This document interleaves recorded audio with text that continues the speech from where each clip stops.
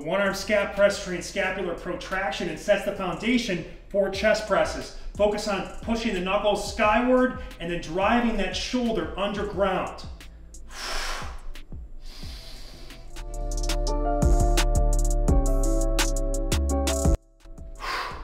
The band pull-apart improves posture, strengthens all of your upper back muscles, including the rhomboids, the traps, and the lats. And it also trains scapular retraction or pulling the shoulder blades back. You can do it with an underhand grip, which winds the shoulder into an external rotation, which targets your lower traps more, which pull the shoulder blades down and mobilizes the shoulder girdle. You can also do it with an overhand grip, and I like to go like this, pull it right across that nipple line, back, and this gets a little more rear delt.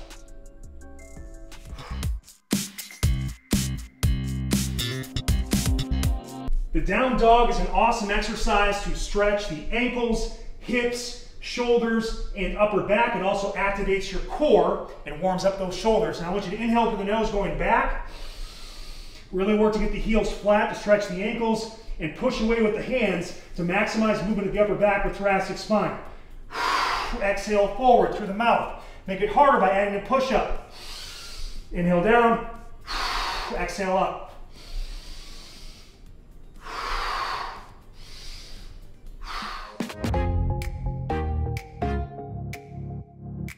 If being in a push-up position bothers your wrists, you can actually elevate the heel of the hand on slant boards. If you want to make this super challenging from a mobility standpoint and increase the stretch on the wrists, turn them the other way and elevate the fingers. And now you've got an advanced wrist mobility exercise, and you've also got extended range of motion on the push-up for more chesticles.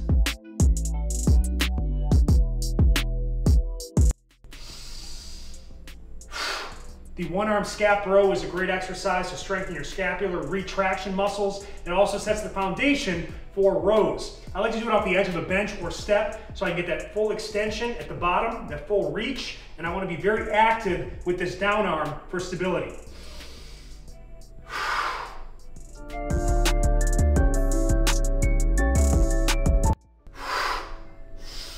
The band scap press trains scapular protraction or pushing the shoulder blades away from each other, activating your serratus anterior muscles alongside the ribs, which is key for shoulder health and performance. Now you can do this drill with an overhand grip the whole way, but I also like to mix in this particular variation where I'm actually mimicking the way I would punch. So you start palms facing, and as you push out, you rotate overhand. And you know, it's no surprise, the serratus anterior is called the puncher's muscle, so it's a great way to kind of apply our boxing mechanics. Now you can also take this drill, and I actually like to do it with a scap bar. So I'll put one end of the band around one end of a stick or pipe, or as I call this, a double-sided dildo, and it allows me to kind of get a little more freedom of motion, and it's not as stressful on the hands in terms of using a lighter band.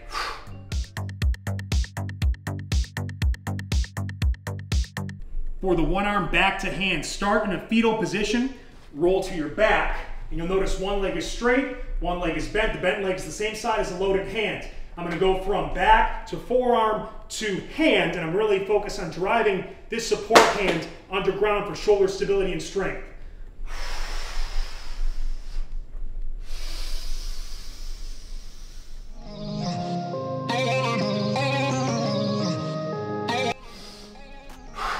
They say you must learn how to crawl before you walk, and that's why crawls actually help improve your gait and improve core and shoulder stability. Now, you can instantly make this exercise better by taking a light band, wrapping it around your trunk, and what this does, it actually creates more protraction, or the pushing away of the scapular shoulder blades to activate your serratus anterior muscles, which are key for shoulder health and performance. I like to mix between an inhale through the nose and exhale through the mouth every step, like this. Notice I have opposite arm and leg mechanics. If it's too hard, you can actually start on the knees, but elevating the knees increases the quad recruitment and the balance challenges. I can also do this laterally, and we do both linear and lateral for best results. It looks like this.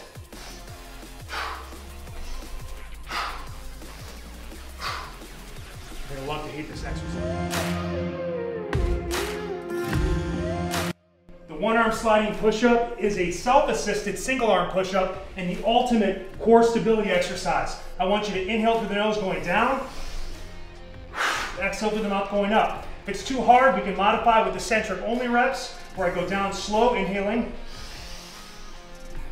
come to the chest, chi back up from the knees and repeat, or I can just do it from the knees.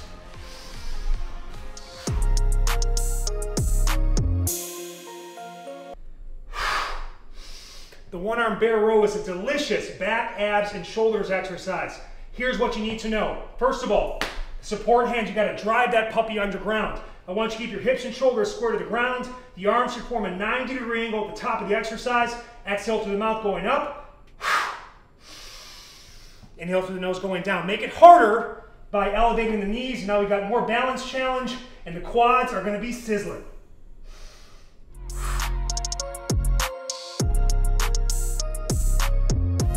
If it bothers your wrist, use a slant board to elevate the heel of your hand. And if you want to increase the wrist stretch, elevate your fingers.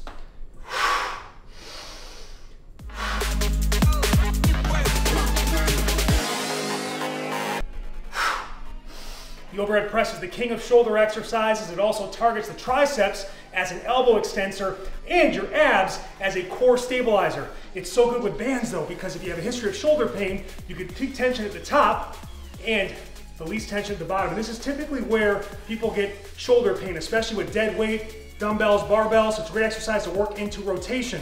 Start slow and focus not only on pushing up, but pulling apart to clear space in that shoulder girdle. Control it down, and then gradually build up speed.